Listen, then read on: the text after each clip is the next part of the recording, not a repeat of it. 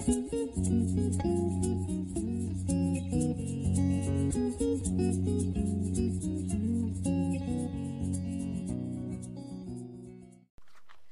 see if I get this going.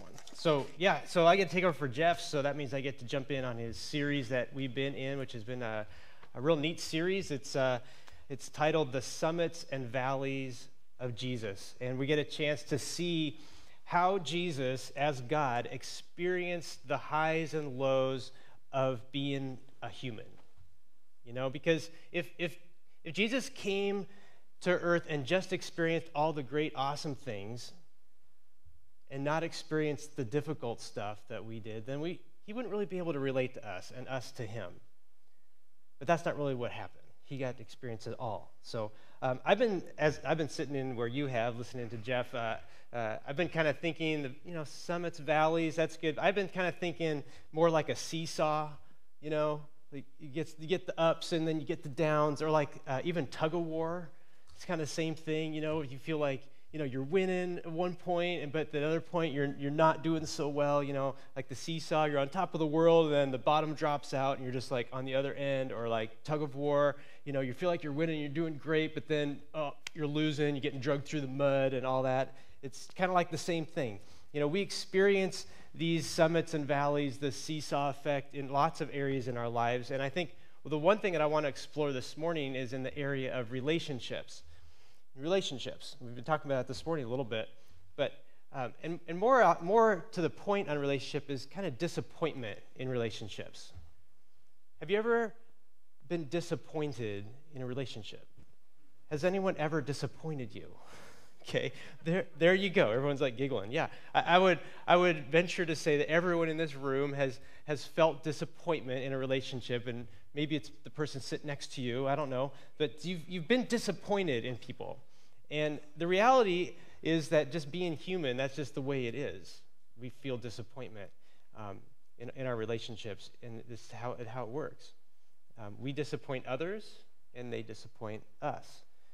And it's such part of being a human, disappointment is that I don't think that God could have really fully understood what it would be like to be us if he didn't experience disappointment in relationships. So if you have your Bible, let's look at the Mark 3 verse. It's kind of cool that we're in Mark. We don't really get to tackle Mark that much, but we're in Mark 13. I'll read it again so that we just are all on the same page. But just a real neat passage. I've been wrestling with it all week, just reading it over and over again, and it's cool. Here's what he says. Jesus went up to the mountainside and called to him those he wanted, and they came to him. He appointed 12, designating them apostles, that they might be with him and that he might send them out to preach and to have authority to drive out demons. So I'm going to stop right there, but this is a huge time for Jesus. I mean, just think about this. At the start of his ministry, Jesus had followers. They called them followers. And most of the followers early on were actually the followers of the disciples of John the Baptist. So he John the Baptist actually was like, you should go follow Jesus because that's the guy. But a lot of these guys came and they followed Jesus. And then as they they're all excited because they got this new teacher, and they got excited about his teachings and his beliefs. And as those people really solidified, like wanting to follow this new teacher and the new belief system, then they started being called disciples because they were the ones that were just really attaching themselves to Jesus. So I can't see you guys in this corner over here. There we go. So here we have these disciples, and it wasn't just 12. There were hundreds of them. They would just pack around Jesus and just want to just be next to him all the time and just learn from everything that he had to say and watch his miracles and just want to be with him. That's what being a disciple was all about. So there were lots of them. But in this passage, Jesus gets to pick 12. Okay, 12. And the 12 he chooses was not just some ordinary 12 people that he wanted just to follow him closer, but Jesus knew that this was a bigger deal than that. This was going to be the nucleus, the very core of the future church that we get to be a part of today. So this was not just something that was just easy for him or that was no big deal. This was huge. And so he goes up to the mountain top, he comes back down, and here's hundreds of his disciples hanging out there, waiting to hear what he's going to say. And he gets to choose 12 super disciples to come and be on his team, you know? And so here we have this list of 12. Now, was there anything special about these guys? Was there anything that kind of stood out on their resume that was like, oh, Jesus, check this out, you should pick me, you know? Well, from what we know about the 12, they're just ordinary guys. They're ordinary guys. But what we find here is that Jesus is experiencing this summit, this high point in his ministry, laying the foundation for the church. And I think what this is the summit of Jesus calling his disciples. It really, what it does is it invites us, ordinary people, into an extraordinary life. Okay? Now, here's how ordinary these guys were that he chose. Okay? Peter. Okay, Peter first ran into Jesus. He was cleaning his nets out after fishing because he was a commercial fisherman, but he was coming back after a totally unsuccessful day as a commercial fisherman. Didn't catch anything. Just a normal guy. Same with James and John. They had another fishing business with his dad, so they kind of ran a fishing business together. Ordinary guys. Matthew, he was a tax collector. Jesus found him actually in his tax booth collecting taxes for the Roman government. Now that's like probably one of the worst jobs that you could have as a Jewish guy working for the Roman government. So that's where he came from. Andrew was Peter's brother. Now, Peter was the boisterous, get all the attention kind of guy, the leader dude. How'd you like to be known as like Peter's little brother? All right, well, he came along, so Peter's little brother. Bartholomew, a lot of scholars think that this is Nathaniel in another gospel. And Nathaniel's first view of Jesus, he got invited by a guy named Philip to go hear Jesus for the first time. And he said, isn't that Jesus from Nazareth? What good thing comes out of Nazareth? Okay, and then he went to see Jesus. So that was his first impression of Jesus. The other James, we don't really know all that much about. His name is in here, and then he's in another list of another couple lists of disciples, but we don't really know much about him. In fact, we don't know. He's actually kind of known as James the Lesser compared to James the Greater, the guy that we know a lot about, and then we have James the Lesser. So he's not really sure who that guy is, but he's a disciple. He got chosen. Same thing with Simon and Thaddeus. We know their names, but we don't really know a whole lot about them, except for Thaddeus gets a cool tagline, the zealot. That's kind of a cool thing. Or Simon gets a zealot tagline. That's kind of cool. And then there's Judas Iscariot, who we know betrayed Jesus in the end for money. So this is the 12 that Jesus chose, and to us, we're like, okay, normal guys, like nothing too special about them. But Jesus chose them out of hundreds of other men and women in that group, and this was the 12 that he chose. And I love how he chooses them. We find that Jesus gathered all the disciples, and then he called to them those he wanted. I mean, let that sink in for a second. Jesus called by name those he wanted. I mean, what made these guys special? Well, Jesus wanted them. He wanted them. I used to read this passage and imagine, Jesus lining up all these guys and just sizing them up and like, yeah, you're pretty good and you smell pretty good. You can be on my team. Like, oh, I bet you can hit a home run, and like, oh, you speak really well, and just like keep going down the line and just figuring out like who's the best. Because if I were Jesus, and I'm not, the good thing I'm not, but I would want like the best hitters, the guys that can really speak well, and the people that the kid magnets that the youth group would want to be around. Those type of people is what I would want. But Jesus chose guys who constantly failed. They lacked faith. They doubted. They pushed the little kids out of the way so that Jesus could get through. Remember that passage? Get out of the way, kids. No, let them come to me, he says. But they just flat out didn't get who Jesus was until Jesus rose from the dead. Like, it took them that long to figure this out. But Jesus wanted them. He wanted them. And then notice that he called them into a relationship. It says that they were to accompany him.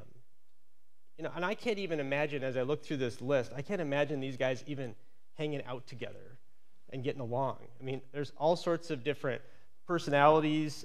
There's popularity issues. There's some were half brothers of Jesus, so there's like kind of this weird family dynamic thing going on that they probably fight and stuff. Probably not in your family, but maybe in theirs.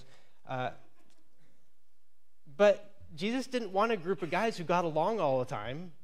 He didn't want that. He was calling ordinary guys into an extraordinary life. And by accompanying Jesus and being close to Jesus, he would send them out to preach. He would give them authority to cast out demons. There's all sorts of stuff that he empowered them with, not because they were anything special, but because he wanted them and he wanted to make them extraordinary. And he wanted to make them the very foundation of the church today. And you think about Jesus, think about the summit that he's on. I mean, this is like huge, a great day for him. He just called all of his the best people that he wanted. And so it's all his best pals, and they're all excited, and they're all giving him high fives. Yeah, I'm on Jesus' 12-team thing. Yeah. And we're going to Taco Bell on Jesus today. Woo. I don't know, but they're all happy. He's happy. Everything's going good. And then if you just flip over to the next chapter, we find this other story of all the disciples hanging out with Jesus again, but they just happen to be on a boat. So this is Mark 4, and it says this. That day when evening came, he said to the disciples, "Let's go over to the other side." So leaving the crowd behind, they took him along, just as he was in the boat. There were also other boats with him, so those were all the other disciples, probably, the other hundreds of people that were following him. So there were other people. A furious squall came up, and the waves broke over the boat so that it was nearly swamped. Jesus was in the stern, sleeping on a cushion. The disciples woke him and said to him, "Teacher, don't you care if we drown?" He got up, rebuked the wind, and said to the waves, "Quiet, be still." And the wind died down and was completely calm. He said to the disciples, "Why are you afraid? Do you still have no faith?" They were terrified and asked each other, "Who is this? Even the wind and waves obey him." Now, I really wrestled with this passage this week and just tried to get the emotion. There's a lot of emotions going on in this passage. And the best one that I just kept coming to time and time again was this whole disappointment. And I don't know if you catch that in Jesus, but this just seems like there's kind of this disappointment he has in his disciples. Can you sense that a little bit? Who does Jesus trust to take him to the other side of the lake? The commercial fishermen, the people that have spent their entire lives on that lake in a boat. He chose them, and he trusted them so much that he fell asleep in their boat. Okay, he's like, "You guys got it. Whatever happens, I trust you that you're going to get me across." But yet they wake him up. What do they expect Jesus to do? He's a carpenter. He's not a fisherman or a sailor.